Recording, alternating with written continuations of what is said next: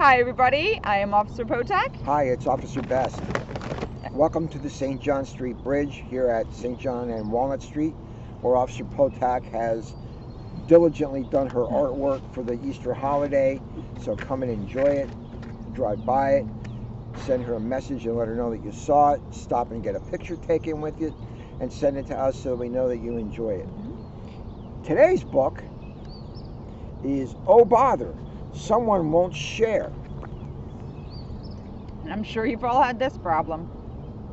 You mean that's a problem? I had to teach him how to share. Yeah, well, you know what? I'm an only child. For the first 30 years of my life, I never had to share anything. And then I got married. And now nothing's yours. Nothing. Fall is my favorite time of year, Rabbit thought as he worked in his garden one crispy, cool morning. All around him, the leaves had turned orange and gold, and the last of his vegetables were just about ready to be picked. It's my best crop yet, he thought. This is like a Winnie the Pooh book. It is a Winnie the Pooh book. Oh, there he is. In another part of the 100-acre wood, Winnie the Pooh was visiting his favorite honey tree. But the bees were not very happy to see him. It's like the gnats out here. They're not happy to see us. No, they're not. And I'm not happy to be around them. Buzz, buzz, buzz, buzz, they hummed.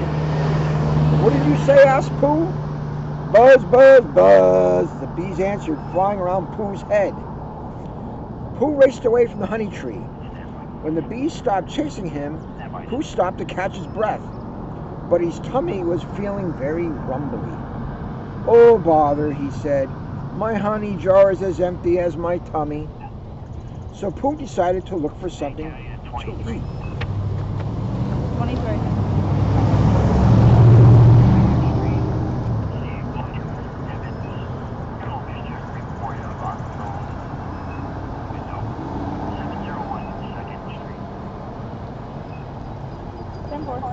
Soon he reached Rabbit's garden. Good morning, Rabbit, said Pooh. How is your garden today? I have succulent spinach and luscious lettuce, bragged Rabbit. Over there are my gorgeous green beans and colossal carrots. Then there are my prize peppers and my beautiful broccoli. Everything looks so tasty, said Pooh. Do you think you could share some of those carrots with me? Share, said Rabbit. Why should I share? Why should I share? Let me tell you a story. Want a timeout? Let me tell you a story about sharing. My very first date that I went out on with my wife, we went to Burger King. And I stood in line and I made my order, and I forgot that my girlfriend, who is now my wife, was standing next to me. I got my order, paid for it, and went on my merry way. And she just stood there looking at me. And I thought, all of a sudden it occurred to me that now I have to pay for two. So that was a hard lesson learned. He never did that again. Nope, that was a quick lesson in learning how to share. Pooh scratched his head and thought a bit. Because sharing makes you feel good, he replied. And the more you share with others, the more they'll share with you.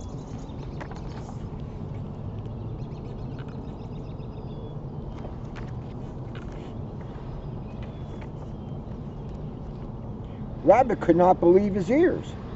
I worked hard to grow these vegetables, he told Pooh, and I plan to eat them all winter.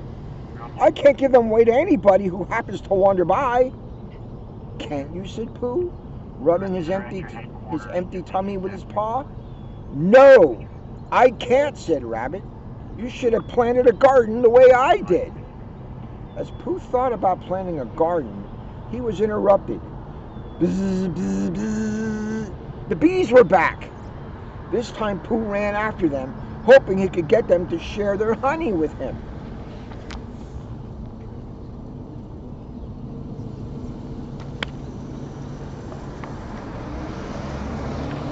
After Pooh left, Piglet visited Rabbit's garden.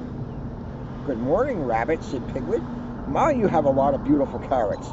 Yes, I do, said Rabbit. Well, I have a little problem, Piglet explained. I started to bake some carrot muffins, but I discovered that I didn't have enough carrots. If you will share a few of your carrots with me now, I will share my yummy carrot muffins with you later. Rabbit shook his head and said, Piglet, if I wanted carrot muffins, I'd bake some myself. I'm sorry, but I won't share with you. Not today. Piglet left feeling very disappointed. Rabbit is certainly not in a good mood, he thought. Look, we have a friend coming to say hi. Hello. Hi, you're sharing love. Yes, see, we all share. Hi, baby. The last dog she petted bit her. But I'll pet it again. Oh, you're so nice. Thank you. Thank you. Thank you. She's 6 months old. Oh, well, it was nice meeting you. What's her name? Kyra. Kyra. Nice meeting you, Kyra. Enjoy your walk. She's going to take me to Ireland. Let's go.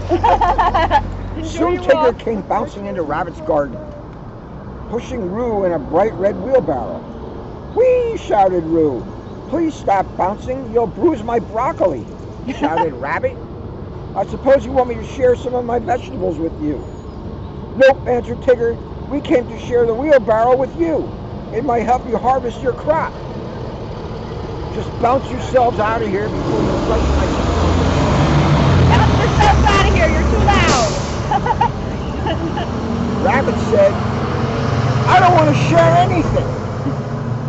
As Rabbit chased Tigger and Roo away, he heard Tigger call, Remember, Long Ears, the more you share with others, the more they'll share with you. Nonsense, Rabbit muttered.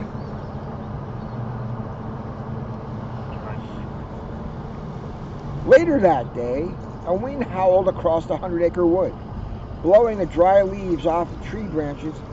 Suddenly, the air was chilly, especially at Eeyore's gloomy place.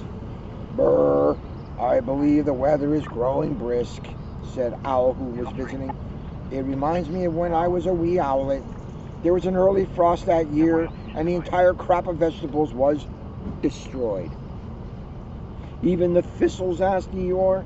Even the thistles, said Owl. Eeyore thought of his friend Rabbit's garden and shook his head. Uh-oh, I hope Rabbit's vegetables don't freeze.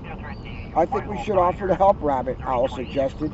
Although Eeyore wasn't particularly pleased about going out in the cold, he still agreed.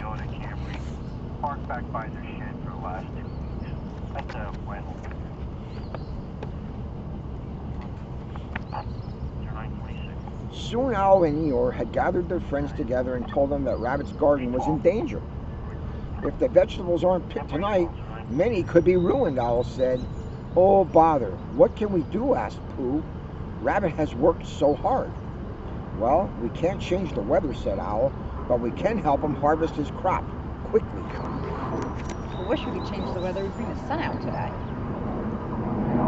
And the bugs would go away. Yeah. Maybe what we need is a freeze. I think we had enough snow this year. We're good. We're not done yet. Don't put your snow shovels away. Don't put your snow blowers away. You heard it here from I Up think to tomorrow it's actually supposed to be snow. It's an April Fool's. April 1st, yeah, exactly. Snow. Meanwhile, Rabbit stood in his garden, shivering from the cold. Oh, I'll never be able to pick all my beautiful vegetables before they freeze. All my hard work for nothing, he cried. He didn't know that at that very moment, his friends were busily gathering everything they needed to help him save his crop. The friends arrived to find Rabbit frantically pulling carrots. What are you doing here? Rabbit asked them. You've worked hard in your garden, answered Pooh. We want to help you save your vegetables. Then Rabbit watched in amazement as Pooh shared his empty honey jars, placed them over the smallest lettuce plants to protect them from the cold so they could continue to grow. It's a good friend there. Because we all know his honey pot's like the prized possession. Okay. Yeah. Yeah.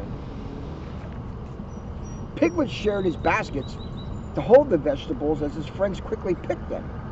Tigger and Roo shared their wheelbarrow to carry the vegetables to Rabbit's warm house.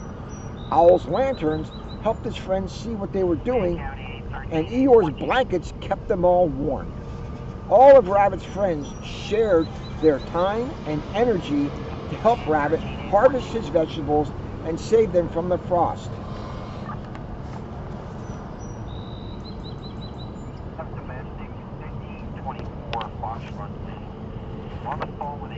Hours later, after all the vegetables had been neatly piled in Rabbit's warm kitchen, the friends sat around the table drinking hot chocolate. Rabbit felt so grateful to his friends that he said, "Thank you all for sharing with me. In return, I'd like to share my vegetables with you." "Your honey too?" asked Pooh. "Well, yes, I suppose so," Rabbit said. He still wasn't completely used to sharing. Tell me about it.